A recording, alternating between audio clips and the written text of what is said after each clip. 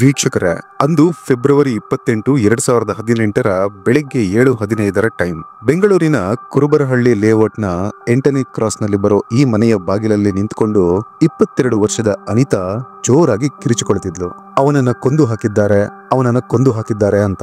ಆಕೆಯ ಕಿರುಚಾಟ ಕೇಳಿ ಆಗಿನ್ನೂ ಎದ್ದು ತಮ್ಮ ತಮ್ಮ ಕೆಲಸಗಳಲ್ಲಿ ತೊಡಗಿದ್ದ ಅಕ್ಕಪಕ್ಕದ ಮನೆಯವರು ಅನಿತಾಳ ಮನೆ ಕಡೆಗೆ ಓಡಿ ಬರ್ತಾರೆ. ಅವರಿಗೆಲ್ಲ ಅನಿತಾ ಹೇಳ್ತಾಳೆ, ಅವನನ್ನ ಕೊಂದು ಹಾಕಿದ್ದಾರೆ, ನನ್ನ ಮುಖಕ್ಕೆ ಸ್ಪ್ರೇ ಅನ್ನ ಹಾಕಿದ್ರು, ನನಗೆ ಪ್ರಜ್ಞೆ ಇರಲಿಲ್ಲ, ಬೆಳಿಗ್ಗೆನೆ ನನಗೆ ಎಚ್ಚರವಾಗಿತ್ತು, ಎದ್ದು ನೋಡಿದ್ರೆ ಅವನನ್ನ ಕೊಂದು ಮಂಚದ ಕೆಳಗೆ ಪ್ಲಾಸ್ಟಿಕ್ ಕವರ್ನಲ್ಲಿ ತುಂಬಿಸಿ ಇಟ್ಟಿದ್ದಾರೆ ಅಂತ ಜೋರಾಗಿ ಕಿರಿಚಿ ಅಳುತ್ತಾ ಅನಿತಾ ಹೇಳ್ತಾಳೆ.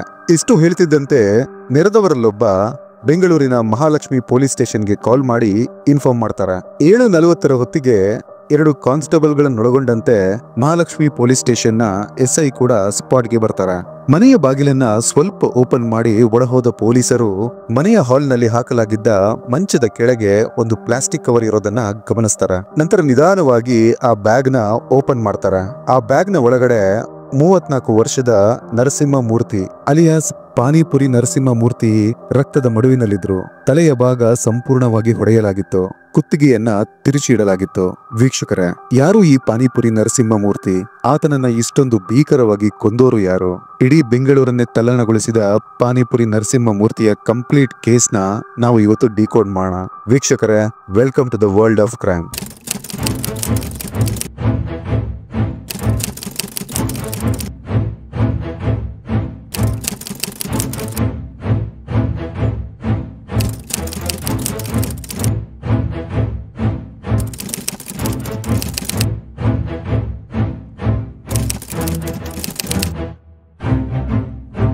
ಪೊಲೀಸರು ಅನಿತಾಳ ಮನೆಗೆ ಬರೋಕೆ ಮುಂಚೆಯೇ 100 ಜನ ಆಕೆಯ ಮನೆಯ ಸುತ್ತ ಸೇರಾಗಿತ್ತು. ಬೆಳ್ಳಂಬೆಳಗ್ಗೆ ಈ ವಿಷಯ ಕೇಳಿ ಎಲ್ರಿಗೂ ಶಾಕ್ ಆಗಿತ್ತು. ಅದೂ ಅಲ್ಲದೆ ಪಾನಿಪುರಿ ನರಸಿಂಹಮೂರ್ತಿ ಆ ಲೊಕ್ಯಾಲಿಟಿಯಲ್ಲಿ ಎಲ್ರಿಗೂ ಗೊತ್ತಿರೋರು.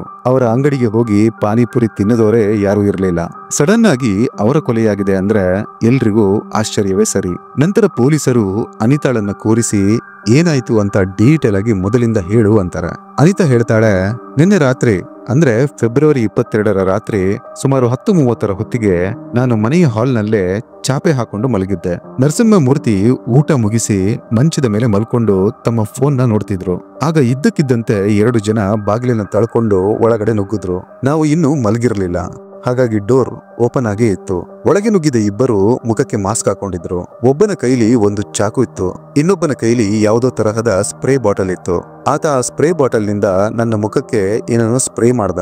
ನನಗೆ ಇಮಿಡಿಯೇಟ್ ಆಗಿ ತಲೆ ತಿರುಗೋಕೆ ಸ್ಟಾರ್ಟ್ ಆಯ್ತು. ನಿಂತ ಜಾಗದಲ್ಲೇ ಪ್ರಜ್ಞೆ ಕಳ್ಕೊಂಡೆ. ನನ್ನಿಂದ ಕಿರಿಚಾಡಲು ಕೂಡ ಆಗ್ಲಿಲ್ಲ. ಅವರು ಮೂರ್ತಿನ ಎಳೆದಾಡ್ತಿರೋದು ನನಗೆ ಕಾಣಿಸ್ತಿತ್ತು, ಆದ್ರೆ ನನ್ನಿಂದ ಏನು ರಿಯಾಕ್ಟ್ ಮಾಡಲಾಗ್ತಿರ್ಲಿಲ್ಲ. ಅದಾದ ನಂತರ ಇನ್ನೇನು, ನನಗೆ ಎಚ್ಚರವಾಗಿದ್ದೆ ಬೆಳಿಗ್ಗೆ. ಮನೆಯ ಎಲ್ಲಾ ಕಡೆ ಮೂರ್ತಿಗಾಗಿ ಹುಡುಕ್ದೆ, ಎಲ್ಲೂ ಕಾಣಿಸ್ಲಿಲ್ಲ. ಮಂಚದ ಕೆಳಗೆ ಆತನ ಕಾಲುಗಳು ಮಾತ್ರ ಆ ಪ್ಲಾಸ್ಟಿಕ್ ಕವರ್ ನಿಂದ ಹೊರಗಡೆ ಕಾಣಿಸ್ತಿತ್ತು ಅಂತಾಳೆ ಅನಿತಾ. ನಂತರ ಪೊಲೀಸರು ಕೇಳ್ತಾರೆ, ನಿಮ್ಮ ಮಗ ಎಲ್ಲಿ ಅಂತ. ಅದಕ್ಕೆ ಅನಿತಾ ಹೇಳ್ತಾಳೆ, ಆತ 2 ದಿನಗಳಿಂದ ರಾಜಾಜಿನಗರ್ನಲ್ಲಿರೋ ನನ್ನ ತಾಯಿಯ ಮನೆಯಲ್ಲಿದ್ದಾನೆ ಅಂತ. ನರಸಿಂಹಮೂರ್ತಿ ಹಾಗೂ ಅನಿತಾಳ ದಾಂಪತ್ಯಕ್ಕೆ 7 ವರ್ಷಗಳಾಗಿತ್ತು. ಅವರಿಗೊಬ್ಬ 5 ವರ್ಷದ ಮಗನಿದ್ದ.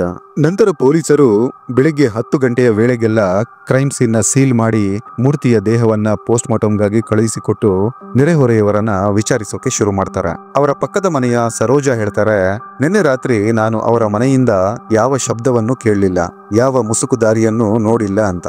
ಮತ್ತೊಬ್ರು ಹೇಳ್ತಾರೆ, ನಾನು ನಾರ್ಮಲ್ ಆಗಿ ಅವರು ಜೋರಾಗಿ ಮಾತಾಡೋದನ್ನ ಕೇಳಿದ್ದೀನಿ, ಜಗಳ ಆದಾಗ್ಲೂ ಸೌಂಡ್ ಬರ್ತಿತ್ತು, ಆದ್ರೆ ನಿನ್ನೆ ರಾತ್ರಿ ಏನೊಂದು ಶಬ್ದ ಕೇಳಲಿಲ್ಲ ಅಂತಾರೆ. ಇಲ್ಲಿ ಪೊಲೀಸರಿಗೆ ಇದ್ದ ಡೌಟ್, 2 ಜನ ಮನೆ ಒಳಗೆ ನುಗ್ಗಿದ್ದಾರೆ, ಸ್ಪ್ರೇ ಹೊಡೆದಿದ್ದಾರೆ, ಯಾರು ಕಿರಿಚಾಡಿಲ್ಲ, ನಾಯಿಗಳು ಕೂಡ ಕಿರಿಚಾಡಿಲ್ಲ, ಯಾರ ಹೆಜ್ಜೆ ಗುರುತು ಕೂಡ ಇಲ್ಲ, ಮನೆಯ ಬಾಗಿಲು ಕೂಡ ಹೊಡೆದಿಲ್ಲ. ಹಾಗಿದ್ರೆ ಇಲ್ಲಿ ಆಗಿರೋದಾದ್ರೂ ಏನು?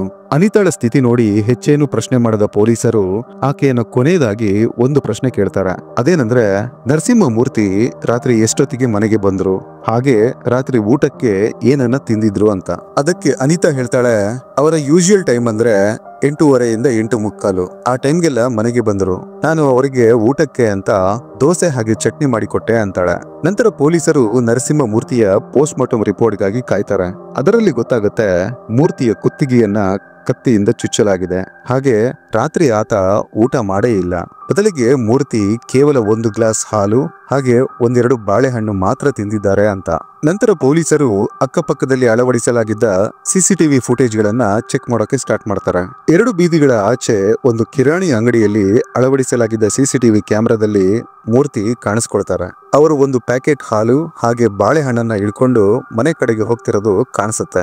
ಇದೇ ಕೊನೆಯದಾಗಿ ಮೂರ್ತಿಯವರನ್ನ ಜೀವಂತವಾಗಿ ಯಾರಾದ್ರೂ ನೋಡಿದ್ದು. ಸ್ಟೇಷನ್ಗೆ ಬಂದ ಪೊಲೀಸರು ನರಸಿಂಹಮೂರ್ತಿ ಹಾಗೂ ಅನಿತಾ ಇಬ್ಬರ ಕಾಲ್ ಡೀಟೇಲ್ಸ್ ಗಳನ್ನ ತೆಗೆಸ್ತಾರೆ. ಆ ರಾತ್ರಿ ಮೂರ್ತಿಯವರ ಫೋನ್ಗೆ ಯಾವುದೊಂದು ಕಾಲ್ ಬಂದಿರಲಿಲ್ಲ. ಆದ್ರೆ ಅನಿತಾ ಮಾತ್ರ ರಾತ್ರಿ 1:30 ವಾಟ್ಸಪ್ ನಲ್ಲೇ ಆಕ್ಟಿವ್ ಆಗೇ ಇದ್ಲು. ಆಕೆ ಒಬ್ಬನೊಂದಿಗೆ ಚಾಟ್ ಮಾಡ್ತಿದ್ಲು. ಆತನ ಹೆಸರನ್ನ ಆಕೆ ರೋಷನ್ ಬಾಬು ಅಂತ ಸೇವ್ ಮಾಡ್ಕೊಂಡಿದ್ಲು. 11:09 ಆ ರೋಷನ್ ಎಂಬ ನಂಬರ್ ನಿಂದ ಆಕೆಗೊಂದು ಮೆಸೇಜ್ ಬಂದಿತ್ತು. ನಾವಿಲ್ಲೇ ಹೈಡ್ ಆಗಿದ್ದೀವಿ, ಕೆಲಸ ಮುಗಿಸಿ ಮನೆಗೆ ಹೋಗ್ತಿರೋರ ರೀತಿ ಬರ್ತೀವಿ, ಡೋಂಟ್ ವರಿ, ಲವ್ ಯು ಕುಟ್ಟಿ ಅಂತ. ಇದನ್ನ ನೋಡಿದ ಪೊಲೀಸರಿಗೆ ಓಕೆ, ನಾವು ಕೊಲೆಗಾರರ ಸಮೀಪ ಬರ್ತಾ ಇದೀವಿ ಅಂತ ಅನ್ಸುತ್ತೆ. 12:10 ಅನಿತಾಳ ಮೊಬೈಲ್ ನಿಂದ ಒಂದು ಮೆಸೇಜ್ ರೋಷನ್ಗೆ ಬರುತ್ತೆ. ನನ್ಗೆ ಸ್ವಲ್ಪ ಭಯ ಆಗ್ತಿದೆ, ಆದ್ರೆ ಇದನ್ನ ಮಾಡ್ಲೇಬೇಕು ಅಂತ. ಪೊಲೀಸರಿಗೆ ರೋಷನ್ನ ಬಗ್ಗೆ ಆಲ್ರೆಡಿ ಗೊತ್ತಿತ್ತು. ಆತ ನಂದಿನಿ ಲೇಔಟ್ ನಲ್ಲಿ ಶ್ರೀ ಲಕ್ಷ್ಮಿ ಆಟೋ ಗ್ಯಾರೇಜ್ ಎಂಬಲ್ಲಿ ಒಬ್ಬ ಮೆಕ್ಯಾನಿಕ್ ಆಗಿದ್ದ. ಆ ರಾತ್ರಿ ಅನಿತಾ ಹಾಗೂ ರೋಷನ್ ನಡುವಿನ ಚಾಟ್ ಸರಿಸುಮಾರು 118 ಬಾರಿ ಇತ್ತು. ನಂತರ ಪೊಲೀಸರು ನೆಕ್ಸ್ಟ್ ಡೇ ಅಂದ್ರೆ ಫೆಬ್ರವರಿ 24 ಬೆಳಿಗ್ಗೆ ರೋಷನ್ ಅನ್ನ ಮಲ್ಲೇಶ್ವರಂನಲ್ಲಿ ಅರೆಸ್ಟ್ ಮಾಡಿ ಠಾಣೆಗೆ ಕರ್ಕೊಂಡು ಬರ್ತಾರೆ. ನಂತರ ರೋಷನ್ನ ಹೇಳಿಕೆ ಮೇರೆಗೆ ಆತನ ಇನ್ನೊಬ್ಬ ಪಾರ್ಟ್ನರ್ ನನ್ನು ಕೂಡ ಅರೆಸ್ಟ್ ಮಾಡ್ತಾರೆ. ಆತನ ಹೆಸರು ಸೋಮಶೇಖರ. ಆತನನ್ನ ಲಗ್ಗೆರೆಯಲ್ಲಿ ಅರೆಸ್ಟ್ ಮಾಡಲಾಗುತ್ತೆ. ಇನ್ನು ಉಳಿದದ್ದು ಅನಿತಾ ಮಾತ್ರ. ಆಕೆಯನ್ನ ಅದೇ ದಿನ ಠಾಣೆಗೆ ಕರೆಸಿ ವಿಚಾರಣೆಗೆ ಒಳಪಡಿಸ್ತಾರೆ. ವೀಕ್ಷಕರೇ, ಈ ಎಂಟೈರ್ ಎಪಿಸೋಡ್ ಶುರುವಾಗಿದ್ದು ಮೇ 2016ರಲ್ಲಿ. ಆ ದಿನ ಅನಿತಾಳ ಕಸಿನ್ ನ ಮದುವೆ ಬೆಂಗಳೂರಿನ ಮಾಗಡಿ ರಸ್ತೆಯಲ್ಲಿರೋ ಒಂದು ಕಲ್ಯಾಣ ಮಂಟಪದಲ್ಲಿತ್ತು. ಆ ಮದುವೆಗೆ ರೋಷನ್ ಕೂಡ ಬಂದಿದ್ದ. ಅನಿತಾ ಹಾಗೂ ರೋಷನ್ PUCಯಲ್ಲಿ ಕ್ಲಾಸ್ಮೇಟ್ಸ್ಗಳು. ಅನಿತಾಳ ಮದುವೆಯ ನಂತರ ಇವರ ನಡುವೆ ಯಾವುದೇ ಕನೆಕ್ಟ್ ಇರಲಿಲ್ಲ. ಆದ್ರೆ ಆ ಮದುವೆ ಫಂಕ್ಷನ್ ನಲ್ಲಿ ಇಬ್ಬರು ಒಬ್ಬರನ್ನೊಬ್ಬರು ನೋಡಿ ಮಾತಾಡ್ತಾರೆ. ನಂಬರ್ಗಳು ಎಕ್ಸ್ಚೇಂಜ್ ಆಗತ್ತೆ. ಅದಾಗಿ 1 ವಾರದ ನಂತರ ಫೇಸ್ಬುಕ್ ನ ಮೂಲಕ ರೋಷನ್ ನ ಫ್ರೆಂಡ್ ರಿಕ್ವೆಸ್ಟ್ ಅನಿತಾಗೆ ಬರುತ್ತೆ. ಆಕೆ ಅಫ್ಕೋರ್ಸ್ ಅಕ್ಸೆಪ್ಟ್ ಮಾಡ್ಕೋತಾಳೆ. ಇಲ್ಲಿಂದ ಶುರುವಾದ ಇವರ ಲವ್ವಿ ಡವ್ವಿ 2017ರ ಮಧ್ಯಭಾಗ ಬರ್ತಾ ಬರ್ತಾ ಫಿಸಿಕಲ್ ರಿಲೇಶನ್ಶಿಪ್ಗೆ ತಿರುಗಿಕೊಳ್ಳುತ್ತೆ. ನರಸಿಂಹಮೂರ್ತಿ ಒಬ್ಬ ಬಹಳನೇ ಸಿಂಪಲ್ ವ್ಯಕ್ತಿ. ಸಿಂಪಲ್ ಬಟ್ಟೆಗಳು, ಸಾಧಾರಣ ಚಪ್ಪಲಿ ಹಾಕೋ ವ್ಯಕ್ತಿ. ದಿನಕ್ಕೆ 12 ಗಂಟೆ ಕಷ್ಟಪಟ್ಟು ದುಡಿಯೋದು, ದುಡಿದಂತ ಒಂದೊಂದು ರೂಪಾಯಿನೂ ಕೂಡಿಸಿ ಇಡೋದು. ಒಂದಲ್ಲ ಒಂದು ದಿನ ನನ್ನದೇ ಒಂದು ಟಿಫನ್ ಸೆಂಟರ್ ಓಪನ್ ಮಾಡಬೇಕು ಅನ್ನೋ ಕನಸಿಟ್ಕೊಂಡಿದ್ದ ಸರಳ ಜೀವಿ ನರಸಿಂಹಮೂರ್ತಿ. ಆದ್ರೆ ರೋಷನ್ ಹಾಗಲ್ಲ. ಶೋಕಿ ಸ್ವಲ್ಪ ಜಾಸ್ತಿನೇ. ಅದರಲ್ಲೂ ಅನಿತಾಳಿಗೆ ಮಾತಲ್ಲೇ ತಾಜ್ ಮಹಲ್ ಕಟ್ಟಿಸಿ ಕೊಡೋ ಕಲೆಗಾರ. ಇದು ಸಹಜವಾಗಿ ಅನಿತಾಗೆ ರೋಷನ್ ನ ಕಡೆಗೆ ಆಕರ್ಷಿತಳಾಗೋ ಹಾಗೆ ಮಾಡುತ್ತೆ. ಆದ್ರೆ ಯಾವಾಗ್ಲೂ ಹೇಳೋ ಹಾಗೆ ಇಂಥ ಕಳ್ಳ ಸಂಬಂಧಗಳು ಎಷ್ಟು ದಿನ ಅಂತ ಮುಚ್ಚಿಡಕ್ಕಾಗತ್ತೆ. ಇವತ್ತೆಲ್ಲ ನಾಳೆ ಹೊರ ಜಗತ್ತಿಗೆ ಗೊತ್ತಾಗ್ಲೇಬೇಕು. ಅದರಂತೆ ಈ ವಿಷಯ ನರಸಿಂಹಮೂರ್ತಿಗೂ ಗೊತ್ತಾಗತ್ತೆ. ಆದ್ರೆ ಮೂರ್ತಿ ಕಿರುಚಾಡಿ ಅಡಚೋಡಂತ ವ್ಯಕ್ತಿತ್ವದ ಮನುಷ್ಯ ಅಲ್ಲ. ಮೂರ್ತಿ ಅನಿತಾಗೆ ಹೇಳ್ತಾರೆ ಆತ ಸರಿ ಇಲ್ಲ, ಆತನನ್ನ ಅವಾಯ್ಡ್ ಮಾಡು ಅಂತ. ಆದ್ರೆ ನರಸಿಂಹಮೂರ್ತಿಯ ಮಾತಿಗೆ ವಿರುದ್ಧವಾಗಿ ಅನಿತಾ ರೋಷನ್ ಅನ್ನ ಮೂರ್ತಿ ಮನೆಯಲ್ಲಿಲ್ಲದ ಟೈಮ್ನಲ್ಲಿ ಮನೆಗೆ ಕರೆಸಿಕೊಳ್ಳೋಕೆ ಶುರು ಮಾಡ್ತಾಳೆ. ಈಗ ಇಬ್ಬರ ರಾಸಲಿಯಲ್ಲೇ ನರಸಿಂಹಮೂರ್ತಿಯ ಮನೆಯಲ್ಲೇ ಆರಾಮಾಗಿ ನಡೀತಿತ್ತು. ಆದ್ರೆ ಒಂದು ದಿನ ರೋಷನ್ ಮೂರ್ತಿಯ ಕೈಗೆ ಸೆಕ್ಕಿ ಹಾಕಿಕೊಳ್ತಾನೆ. ಆ ದಿನ ರಾತ್ರಿ ಮೂರ್ತಿ ಹಾಗೂ ಅನಿತಾಳ ನಡುವೆ ಬಹಳನೇ ದೊಡ್ಡ ಮಟ್ಟದ ಜಗಳವಾಗತ್ತೆ. ಆ ಜಗಳವನ್ನ ಇಡೀ ಬೀದಿಯೇ ಕೇಳಿತ್ತು. ಇಲ್ಲಿಂದ ಮುಂದೆ ಅನಿತಾ ತನ್ನ ಲೈನ್ ನ ಕಂಪ್ಲೀಟ್ ಆಗಿ ಕ್ರಾಸ್ ಮಾಡ್ತಾಳೆ. ಅನಿತಾ ತನ್ನ ಫ್ರೆಂಡ್ಸ್ ಗಳ ಹತ್ತಿರ, ರೋಷನ್ ನ ಹತ್ತಿರ ನನ್ನ ಗಂಡ ನನಗೆ ಬೈತಾನೆ, ಹೊಡಿತಾನೆ, ಆತ ಬದುಕಲೇಬಾರ್ದು ಅಂತ ಮಾತನಾಡೋಕೆ ಶುರು ಮಾಡ್ತಾಳೆ. ಆಗ ರೋಷನ್ ಹೇಳ್ತಾನೆ ನಾನ್ ನೋಡ್ಕೋತೀನಿ, ನೀನು ಚಿಂತೆ ಮಾಡಬೇಡ ಅಂತ. ಇಲ್ಲಿಂದ ಶುರುವಾಗುತ್ತೆ ನರಸಿಂಹಮೂರ್ತಿಯನ್ನ ಮುಗಿಸೋಕೆ ಸಂಚು. ಡೇಟ್ ಅನ್ನ ಫೆಬ್ರವರಿ 22ಕ್ಕೆ ಫಿಕ್ಸ್ ಮಾಡಲಾಗತ್ತೆ. ಆ ದಿನ ಮನೆಯಲ್ಲಿದ್ದದ್ದು ಕೇವಲ ನರಸಿಂಹಮೂರ್ತಿ ಹಾಗೂ ಅನಿತಾ ಮಾತ್ರ. ಮಗನನ್ನ ಅನಿತಾ ಆಲ್ರೆಡಿ ತನ್ನ ತಾಯಿಯ ಮನೆಗೆ ಕಳುಹಿಸಿಕೊಟ್ಟಿದ್ಲು. ರಾತ್ರಿ ಸುಮಾರು 8:47 ಹೊತ್ತಿಗೆ ನರಸಿಂಹಮೂರ್ತಿ ತಮ್ಮ ಪಾನಿಪುರಿ ಗಾಡಿಯನ್ನ ತಂದು ಮನೆಯ ಬಳಿ ನಿಲ್ಲಿಸ್ತಾರೆ. ಅದನ್ನ ಕಬ್ಬಿಣದ ಸರಳಿನಿಂದ ಮನೆಯ ಗೇಟಿನ ಬಳಿ ಕಟ್ಟಿ ಹಾಕ್ತಾರೆ. ನಂತರ ಅಲ್ಲೇ ಒಂದು ಕಿರಾಣಿ ಶಾಪ್ಗೆ ಹೋಗಿ 2 ಬಾಳೆಹಣ್ಣು, ಒಂದು ಹಾಲಿನ ಪ್ಯಾಕೆಟ್ ನ ತಗೊಂಡು ಮನೆಗೆ ಬರ್ತಾರೆ. ಮನೆಯಲ್ಲಿ ಅನಿತಾ ಏನೂ ಅಡಿಗೆ ಮಾಡಿರಲಿಲ್ಲ. ಮನೆಯಲ್ಲಿ ನೀರವ ಮೌನ. ಇಬ್ಬರ ನಡುವೆ ಏನೊಂದು ಮಾತುಕತೆ ಇಲ್ಲ. ಮನೆಗೆ ಬಂದ ನರಸಿಂಹಮೂರ್ತಿ ಬಾಳೆಹಣ್ಣನ್ನ ತಿಂದು ಹಾಲನ್ನ ಕುಡಿದು ತಮ್ಮ ಪಾಡಿಗೆ ತಾವು ಮೊಬೈಲ್ ನ ನೋಡ್ಕೊಂಡು ಮಂಚದ ಮೇಲೆ ಮಲ್ಕೋತಾರೆ. ಅಷ್ಟೊತ್ತಿಗಾಗ್ಲೇ ರೋಷನ್ ಹಾಗೂ ಸೋಮಶೇಖರ ಅದೇ ಬೀದಿಯಲ್ಲಿರೋ ಗಣೇಶನ ದೇವಸ್ಥಾನದ ಬಳಿ ಅವಿತು ಕೂತು ಅನಿತಾಳ ಸಿಗ್ನಲ್ಗಾಗಿ ವೇಟ್ ಮಾಡ್ತಾ ಇರ್ತಾರೆ. ಸುಮಾರು 11 ಗಂಟೆಯ ಟೈಮ್ಗೆ ಅನಿತಾ ಮನೆಯ ಬಾಗಿಲನ್ನ ಓಪನ್ ಮಾಡಿ ಕಸದ ಬುಟ್ಟಿ ಹಿಡ್ಕೊಂಡು ಹೊರಬರ್ತಾಳೆ. ಆಕೆ ಎಲ್ಲಾ ಡೀಟೇಲ್ಸ್ ಗಳನ್ನು ರೋಷನ್ಗೆ ಮೆಸೇಜ್ ನ ಮೂಲಕ ತಿಳಿಸ್ತಿದ್ಲು. ಮನೆಯಿಂದ ಹೊರಬಂದ ಅನಿತಾ ರೋಷನ್ಗೆ ಸಿಗ್ನಲ್ ಕೊಡ್ತಾಳೆ. ಆಕೆ ಕಸ ಎಸೆದು ಒಳ ಬಂದು ತನ್ನ ಪಾಡಿಗೆ ತಾನು ಮಲ್ಕೋತಾಳೆ. ಆದ್ರೆ ಡೋರ್ನ ಜಸ್ಟ್ ಪುಷ್ ಮಾಡಿರ್ತಾಳೆ ಅಷ್ಟೇ, ಬಿಟ್ರೆ ಲಾಕ್ ಹಾಕಿರಲ್ಲ. ಅದನ್ನ ಮೂರ್ತಿ ಕೂಡ ಗಮನಿಸಿರಲ್ಲ. ಅಲ್ಲಿಂದ ಒಂದು 20 ನಿಮಿಷಗಳ ಬಳಿಕ ರೋಷನ್ ಹಾಗೂ ಸೋಮಶೇಖರ ದಿಢೀರನೆ ಮನೆ ಒಳಗೆ ನುಗ್ತಾರೆ. ಮೂರ್ತಿ ಕಿರಿಚಾಡದಿರಲಿ ಅಂತ ಆತನ ಬಾಯಿಯನ್ನ ಬಟ್ಟೆಯಿಂದ ಕಟ್ತಾರೆ. ಕಾಲನ್ನ ಬೆಡ್ಶೀಟ್ ನಿಂದ ಕಟ್ಟಿ ತಲೆಗೆ ರಾಡ್ ನಿಂದ ಹೊಡೆಯೋಕೆ ಶುರು ಮಾಡ್ತಾರೆ. ಮೂರ್ತಿಯ ಬಾಯಿಯಿಂದ ಜಸ್ಟ್ ಯಾರು ಅನ್ನೋ ಒಂದೇ ಒಂದು ಶಬ್ದ ಹೊರಬಂದದಷ್ಟೇ. ಪ್ರಾಣ ಹೋಗಾಗಿತ್ತು. ಈ ಟೈಮ್ನಲ್ಲಿ ಅನಿತಾ ಕಿಚನ್ಗೆ ಹೋಗಿ ಕದ್ದು ಕೂತಿರ್ತಾಳೆ. ಆಕೆಯಿಂದ ಆ ದೃಶ್ಯವನ್ನ ನೋಡೋಕೆ ಆಗಿರಲಿಲ್ಲ. ಅಷ್ಟು ಭೀಕರವಾಗಿತ್ತು ಆ ಘಟನೆ. 90 ಸೆಕೆಂಡ್ಸ್ ಅಷ್ಟೇ ಪಾನಿಪುರಿ ನರಸಿಂಹ ಮೂರ್ತಿಯವರ ಪ್ರಾಣ ಪಕ್ಷಿ ಹೋಗಾಗಿತ್ತು. ನಂತರ ರೋಷನ್ ಅನಿತಾಳನ್ನ ಕವರ್ ಎಲ್ಲಿ ಅಂತ ಕೇಳ್ತಾನೆ. ಅದಕ್ಕೆ ಆಕೆ ಶೆಲ್ಫ್ ಕಡೆಗೆ ಬೆಟ್ಟು ಮಾಡ್ತಾಳೆ.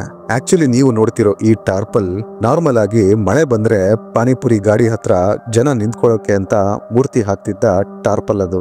ನಂತರ 3 ಜನ ನರಸಿಂಹ ಮೂರ್ತಿಯನ್ನ ಅದೇ ಟಾರ್ಪಲ್ ನಿಂದ ಸುತ್ತಿ ಕಾಟ್ನ ಕೆಳಗಿಡ್ತಾರೆ. ಪ್ಲಾನ್ ನ ಪ್ರಕಾರ ಮೂರ್ತಿಯ ದೇಹವನ್ನ ಅದೇ ರಾತ್ರಿ ಹೊರಗಡೆ ಸಾಗಿಸಬೇಕಾಗಿತ್ತು. ಆದ್ರೆ ಮೂರ್ತಿಯ ಅದೃಷ್ಟಕ್ಕೋ ಅನಿತಾಳ ದುರದೃಷ್ಟಕ್ಕೋ ಆ ಮನೆಯ ಓನರ್ ಆ ದಿನ ರಾತ್ರಿ ಮನೆಯ ಹೊರಗಡೆಯ ಲೈಟ್ಸ್ ಗಳನ್ನೆಲ್ಲ ಆಫ್ ಮಾಡದೆ ಆನ್ ನಲ್ಲೇ ಇಟ್ಟು ಮಲಗಿದ್ರು. ಆ ಬೆಳಕಲ್ಲಿ ಹೊರಸಾಗಿಸುವುದು ಕಷ್ಟ.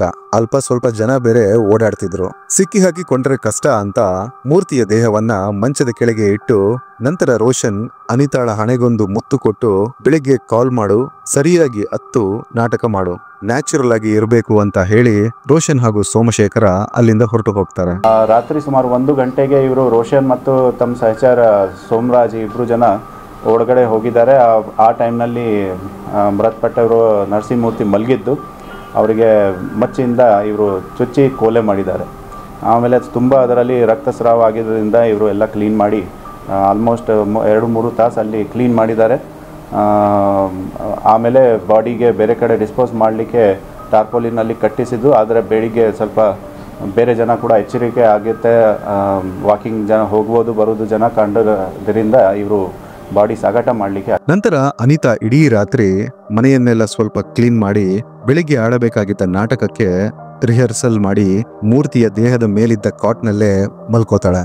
ಬೆಳಿಗ್ಗೆ 7:15 ಹೊತ್ತಿಗೆ ಶುರುವಾಗುತ್ತೆ ಅನಿತಾಳ ಪರ್ಫಾರ್ಮೆನ್ಸ್. ಅಯ್ಯೋ ದೇವರೇ, ರಾತ್ರಿ ಯಾರೋ ಬಂದು ನನ್ನ ಮುಖಕ್ಕೆ ಸ್ಪ್ರೇ ಹಾಕಿ ನನ್ನ ಗಂಡನನ್ನು ಕೊಂದು ಹೋಗಿದ್ದಾರೆ ಅಂತ. ಸ್ಪ್ರೇ ಕಥೆ ಅದು ಸುಳ್ಳು. ಇವರು ಸೇರ್ಕೊಂಡು ಎಲ್ಲ ಮಾಡಿದ್ದಾರೆ, ಒಂದು ಸೃಷ್ಟಿ ಮಾಡಿದ್ದಾರೆ, ಬೆಳಿಗ್ಗೆ ಒಂದು ಕಥೆ ಸೃಷ್ಟಿ ಮಾಡಿದ್ದಾರೆ. ನಮಗೆ ಬಂದಿರೋ ಮಾಹಿತಿ ಪ್ರಕಾರ ಅವರಿಗೆ ಕೂಡ ನಾವು ವಿಚಾರಣೆ ಮಾಡಿದ್ದೀವಿ. ಅವರು ಟ್ಯಾಕ್ಸಿ ಡ್ರೈವರ್ ಆಗ್ತಾರೆ. ಇವರ ಜೊತೆಗೆ PUC ಜೊತೆಗೆ ಓದಿದ್ದಾರೆ, ಅನಿತಾ ಜೊತೆಗೆ PUC ಜೊತೆಗೆ ಓದಿದ್ದಾರೆ. ಆ್ಯಂಡ್ ಈ ಹಿಂದೆ ಸ್ವಲ್ಪ ಅವರ ಮಧ್ಯದಲ್ಲಿ ಸಂಬಂಧ ಇತ್ತು. ಆದರೆ ಸುಮಾರು ಟೈಮಿಂದ ಇವರಿಗೆ ಒಬ್ರಿಗೊಬ್ರು ಕಾಂಟ್ಯಾಕ್ಟ್ ಇಲ್ಲ. ಸುಮಾರು 6 ಮಂತಿಂದ ಇವರು ಫೇಸ್ಬುಕ್ ಫ್ರೆಂಡ್ ಆಗಿ ಒಬ್ರಿಗೆ ಒಬ್ರು ಹತ್ತಿರ ಬಂದಿದ್ದಾರೆ. 20 ನಿಮಿಷದೊಳಗೆ ನೂರಾರು ಮಂದಿ ನರಸಿಂಹ ಮೂರ್ತಿಯ ಮನೆಯ ಬಳಿ ಜಮಾಯಿಸಿ ಆಗಿತ್ತು. ಎಲ್ಲರೂ ತಮ್ಮದೇ ರೀತಿಯಲ್ಲಿ ಮಾತನಾಡಿಕೊಳ್ಳಕ್ಕೆ ಶುರು ಮಾಡಿದ್ರು. ಅನಿತಾಳ ಆಕ್ಟಿಂಗ್ ಎಷ್ಟು ಪರ್ಫೆಕ್ಟ್ ಆಗಿತ್ತಂದ್ರೆ ಈವನ್ ನರಸಿಂಹ ಮೂರ್ತಿಯ ತಾಯಿಗೂ ಕೂಡ ಅನಿತಾಳ ಮೇಲೆ ಸ್ವಲ್ಪವೂ ಡೌಟ್ ಬರಲಿಲ್ಲ. ಎಲ್ಲ ನ್ಯೂಸ್ ಮೀಡಿಯಾಗಳು ಆಲ್ರೆಡಿ ಅನಿತಾಳನ್ನ ಪ್ರಶ್ನಿಸೋಕೆ ಶುರು ಮಾಡಿದ್ರು. ನಿಮ್ಮ ಗಂಡನಿಗೆ ಯಾರಾದ್ರೂ ಶತ್ರುಗಳಿದ್ರಾ ಅಂತ. ಅದಕ್ಕೆ ಅನಿತಾ ಹೇಳ್ತಾಳೆ, ಮೂರ್ತಿಗೆ ಕೆಲವೊಂದು ಬೆದರಿಕೆ ಕರೆಗಳು ಬರ್ತಿತ್ತು, ಆದ್ರೆ ಅದನ್ನ ಅವರು ನನ್ನ ಬಳಿ ಹೇಳ್ಕೊತಿರ್ಲಿಲ್ಲ ಅಂತಾಳೆ. ಆದ್ರೆ ಆಕೆಯ ಬಣ್ಣ ಬಯಲಾಗಿದ್ದು ಪೊಲೀಸರು ರೋಷನ್ ಅನ್ನ ಅರೆಸ್ಟ್ ಮಾಡಿದ ನಂತರ. ಘಟನೆ ನಡೆದ ಬೆಳಿಗ್ಗೆ ಅಂತ ಸಿಚುವೇಶನ್ ನಲ್ಲೂ ಅನಿತಾ 6 ಬಾರಿ ರೋಷನ್ಗೆ ಕಾಲ್ ಮಾಡಿ ಮಾತಾಡಿದ್ಲು.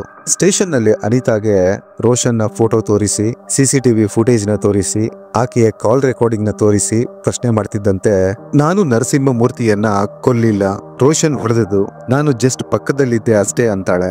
ಅನಿತಾಳ ಮೇಲೆ IPC ಸೆಕ್ಷನ್ 302, 120B ಹಾಗೆ 201 ಹಾಕಲಾಯಿತು. ಮಾರ್ಚ್ 2018ರಲ್ಲಿ ಬೆಂಗಳೂರು ಸೆಷನ್ ಕೋರ್ಟ್ ನಲ್ಲಿ ಟ್ರಯಲ್ ಸ್ಟಾರ್ಟ್ ಆಗುತ್ತೆ.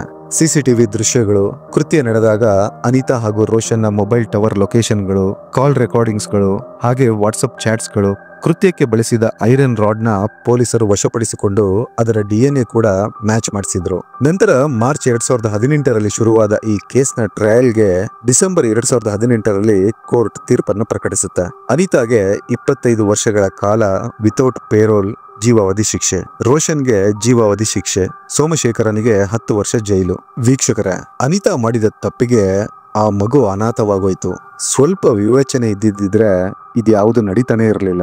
ವೀಕ್ಷಕರೇ, ಇದಾಗಿತ್ತು ಇವತ್ತಿನ ಎಪಿಸೋಡ್. ಈ ಕೇಸ್ನ ಬಗ್ಗೆ ನಿಮ್ಮ ಅಭಿಪ್ರಾಯಗಳನ್ನ ಕಾಮೆಂಟ್ ಸೆಕ್ಷನ್ ನಲ್ಲಿ ತಿಳಿಸಿ ಅಂತ ರಿಕ್ವೆಸ್ಟ್ ಮಾಡ್ತಾ ಸಿಗ್ತೀನಿ ಮುಂದಿನ ಎಪಿಸೋಡ್ ನಲ್ಲಿ. Till then, take care.